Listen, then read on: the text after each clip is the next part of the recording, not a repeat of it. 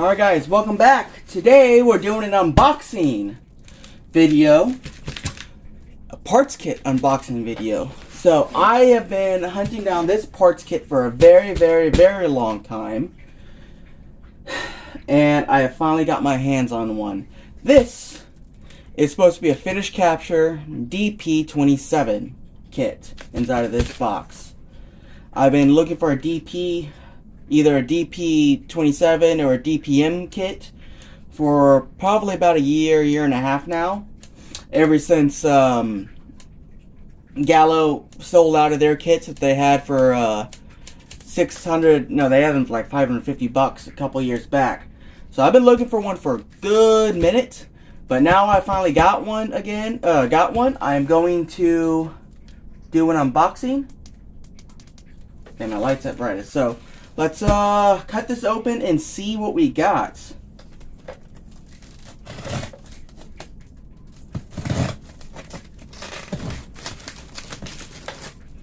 So they really wrapped it.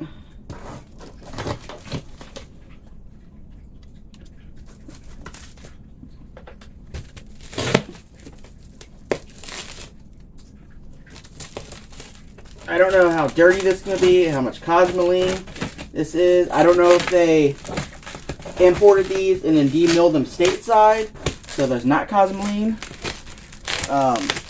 I do know that these are finished capture kits.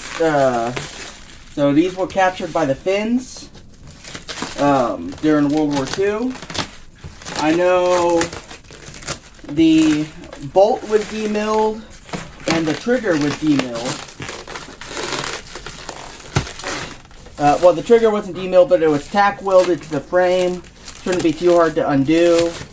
And it is supposed to come with a good, unruined replacement bolt.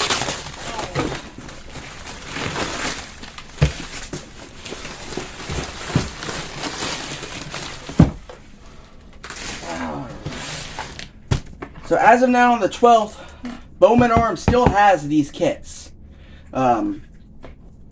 I have a contact inside. They said they got about one pallet of these rifles, so about 50 of them, maybe more, maybe less. And he said that they were going fast. At one point on the website, I did see that they were out of stock, but as of last night, they were in stock again. So I don't know if they got more in or what the deal was with that. So either way, they're not going to be around or available forever. So if you want one of these kits, I'd really advise getting one now. Yeah, we got burlap, lots of burlap. I'm gonna grab me a 5-gallon bucket to put trash in. Put this right here. Put the scissors right here. So this appears to be nothing.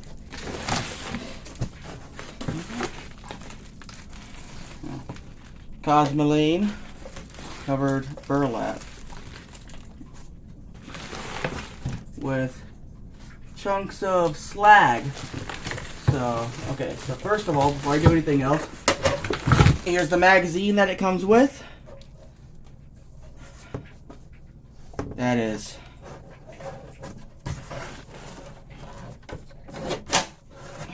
okay, so the magazine, it feels oily but not cosmoline.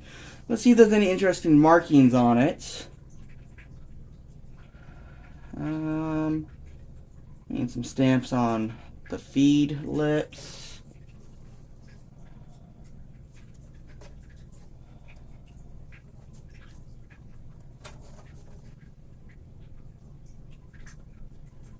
To be honest, I don't see any special markings of any kind. So that's interesting. So I'd have to find out what country of origin that's from. Let's set that aside. Okay. First bag here. This looks like our bipod.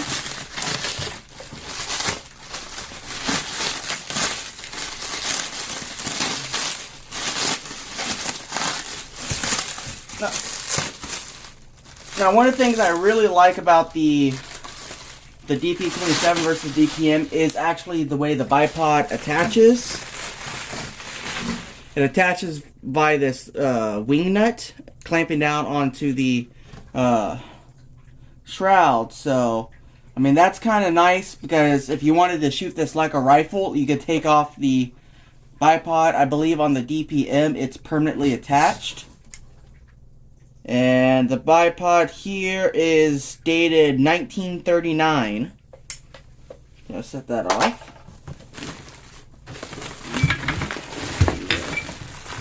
So right here we got our stock and bolt, it looks like. I think this is actually taped. Where did I put the scissors?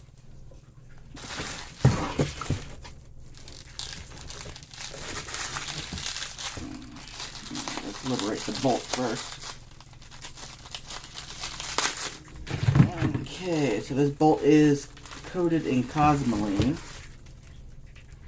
This appears to be the good non-ruined, the non-demilled bolt. Yeah, I believe the ones that this kit originally came with had a the end of the firing pin ground off on the bolt, and I think they had something else done to the bolt as well to where they couldn't be used again. So that's good to see that the bolt that's the good one. So let's set off to the side. I'm gonna grab some paper towels. So just like when I got my FAL and my PPS 43 and my M49, where did I put the scissors? I'm gonna have to do a good cleaning session with the 5-gallon bucket, toothbrush, and purple power to get all the cosmoline off on the stuff that has cosmoline. I don't think it looks like most of the kit actually has cosmoline on it. I think it's going to be just the parts that aren't original to the specific rifle. I think these were mostly complete rifles when they got their hands on them.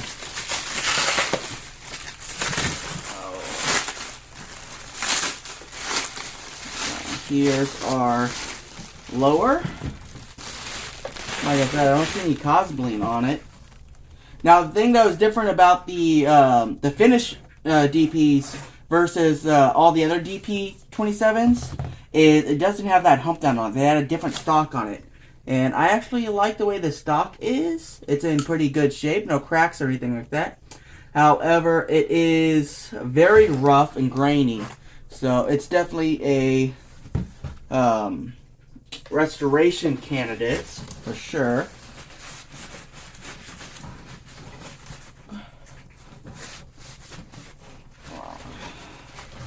Get a little bit of the cosmoline off of this. So you can see how the firing pins were welded in place.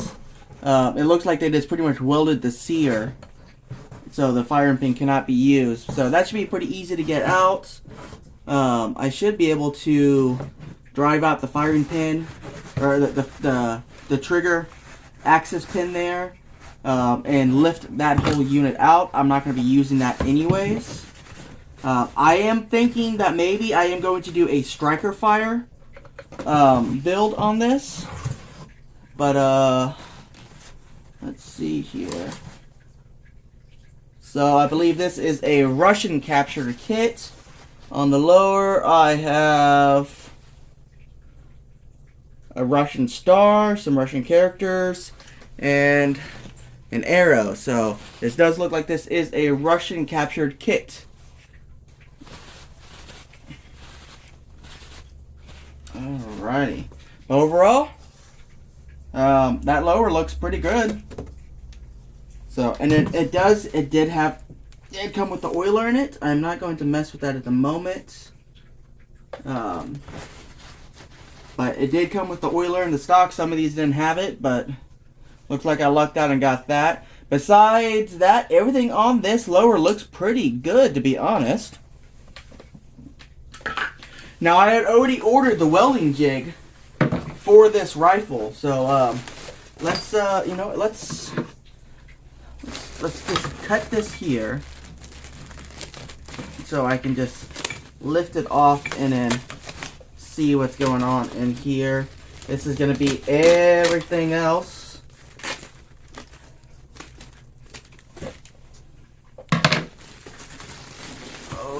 Okay, there's everything else.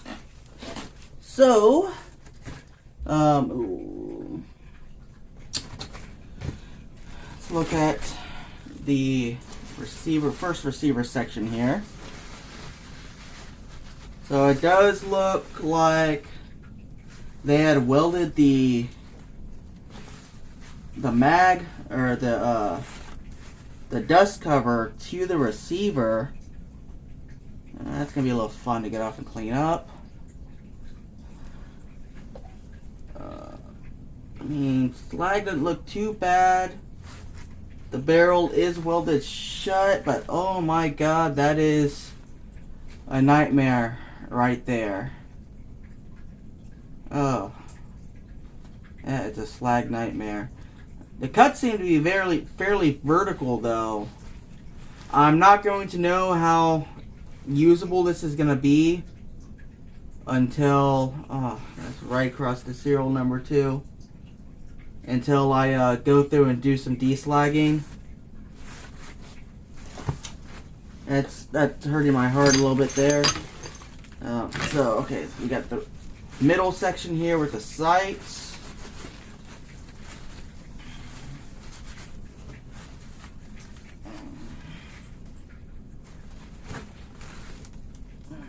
Okay, the ejector's still there. Okay, this section's not as bad off. Some of this slag is going to be pretty time consuming to clean up.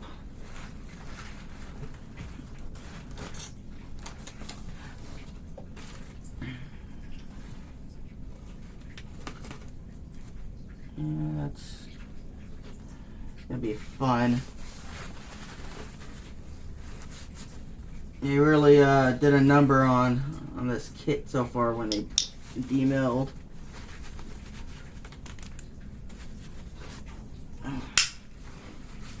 Okay, so I'm just gonna set this off to the side.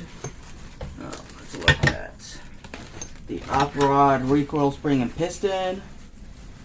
All this looks fine. No need to do any kind of demill on this.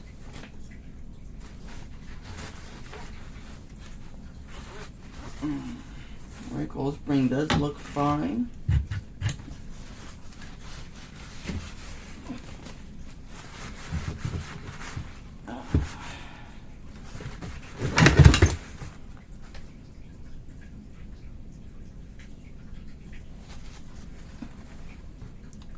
Alright, set that off to the side. So look at this little baggie here. I think this is going to be the bolt that's actually numbers matching to this. Okay, well there's the muzzle device, flash hider. The cone.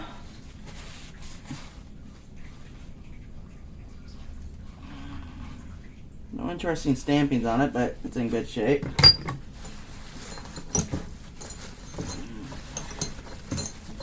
Got... Okay. First, locking lug. Flapper. If you don't know, the DP series rifles use what's a flapper lock system. Ooh, it's got some good heavy cosmoline on it. So essentially, these flappers sit inside of the bolt like so.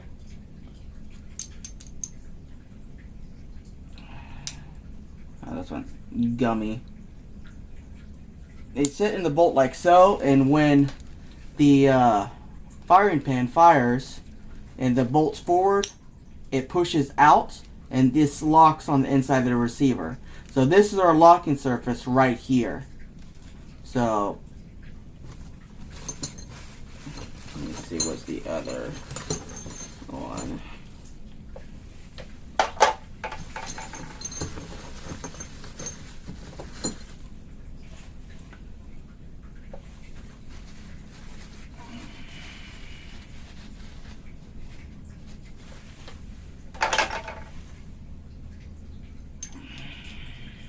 Yep.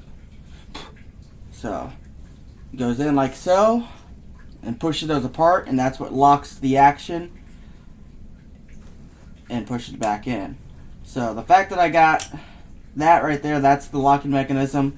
This actually sits inside of here like so. Get it go down all the rest of the way. Oh, maybe I got the firing pin upside down. Actually, no, sorry. I had the bolt, the entire bolt was upside down. I forgot this is the top feed, so that sits in.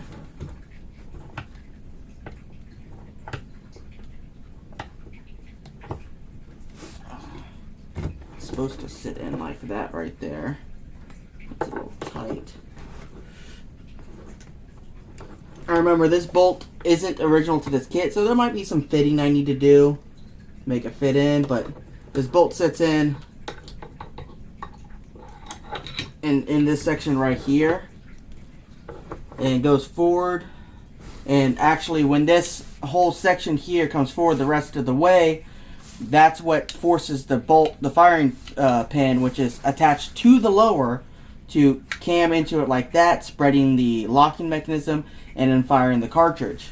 Now, because I'm planning on doing a striker fire system, striker fire on this, likely what I'm going to do is this is going to be just like this.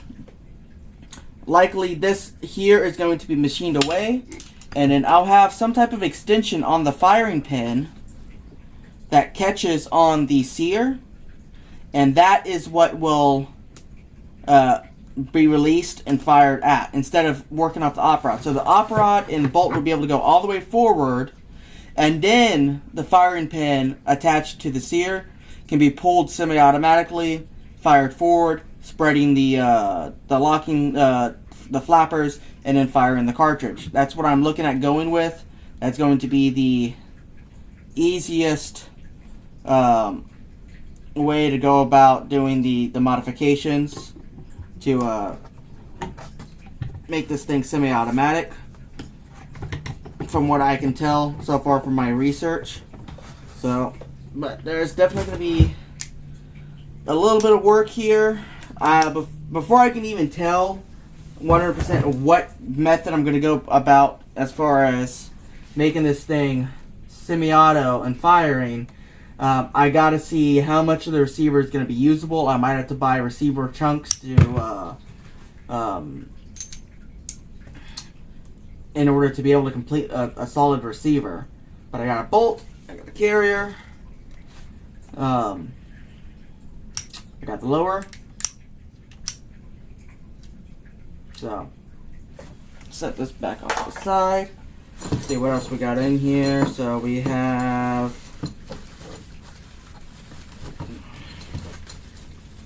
our locking or takedown screw. This is how you take down the upper from the lower. We have the non-modified or the modified firing pin. This might actually end up being used in the final build. What I may do is I may still leave the bolt and everything exactly as is, chop off this whole section right here, and still have this used to lock the locking mechanism on the bolt, and then drill down the center, and then the firing pin be mounted like that. And as you can see, this one here, should be number matching. Does fit on there much easier. Let me grab the bolt here. Let me take this firing pin out.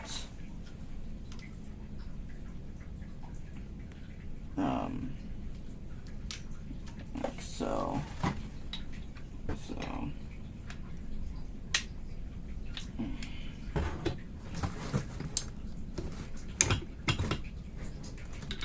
It should go all the way. Yeah, there we go. All the way down like so. So it's going to travel forward like this, and when it locks into place, it's going to be forward, no firing pin in it. And this also could be another way I could do the other type of striker fire system I could do is on the back of this section right here. The firing pin sticks out right here, and maybe a linear hammer strikes it, and then that's what allows the firing pin to go forward.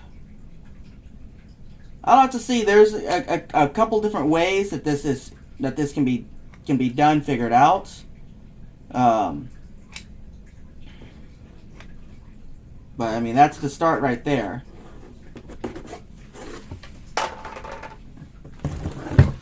Alright, so we got takedown, and then this is going to be the original bolts right here, which, as you can see, has had the bolt face completely welded up and ruined, so it's unusable. So cool thing to have, you know, as part of, you know, the kit, you know, numbers match and all that stuff, but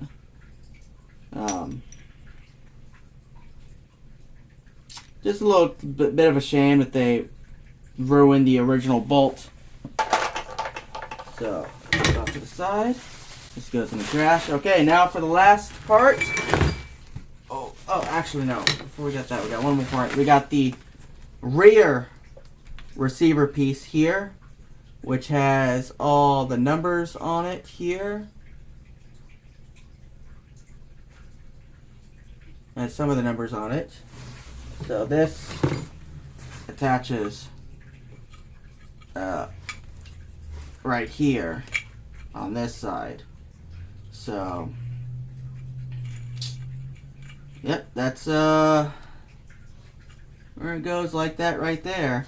So once I get a chance to go and deslag this, I'll know more about where I'm at. Most of this doesn't look too bad. It's really just this front piece that I'm looking at looks the worst. Because I'm not sure. It looks like they may have drilled down and then welded the barrel inside of here. And if that's the case, then this front piece might be completely useless. Which would be unfortunate. Okay, now let's get to the resistance. So you can see here, barrel has been very, very demilled. That's to be expected. Shroud seems to be in good shape. It potentially could be turned off of and put back onto a good front receiver section. I'm looking at this. It may be possible that, I don't know. I'll have to see. I'll have to see what happens when I deslag this. Essentially, this front section here, I'm probably just going to take the chop saw and just chop this whole slag section straight down. And clear all that off, and then I might have to get a replacement piece, and then once that's out, I may be able to turn out the barrel out of the lugs and remove the barrel.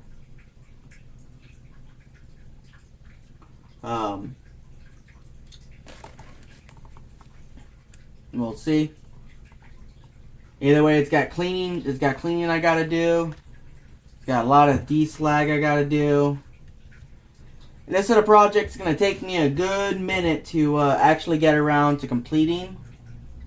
It ain't gonna be done anytime soon. Essentially, basically, I'm gonna first get everything cleaned up and see where I'm at. To be honest, because at this point, until I do deslag, I'm not sure what's savable and what's completely trash. Most of the receiver pieces look like they're going to be usable. This piece right here is what concerns me. Okay, this is where the locking threads for the barrel are right here. Alright, camera shut off, so, you know, I was behind on that. So, as I was saying, unfortunately, you know, it's this front receiver section that's the part that I'm most worried about, because that's where the locking threads for the quick change barrel are situated in there. So, if that's welded through to the barrel, then that's going to make this practically useless. So that's going to kind of suck. We'll have to see this next section here. Just fine. This is going to be usable. This is another part that I'm concerned about. I don't know how much of the locking lugs go inside of here. So I might try to find this whole front receiver section right here, if possible. That might be the easiest way to do it. I don't know. We'll have to see. But, you know, it is what it is, you know. I have to work with what I got. Tripod in here. Our good bolt. Our good firing pin. Our lower.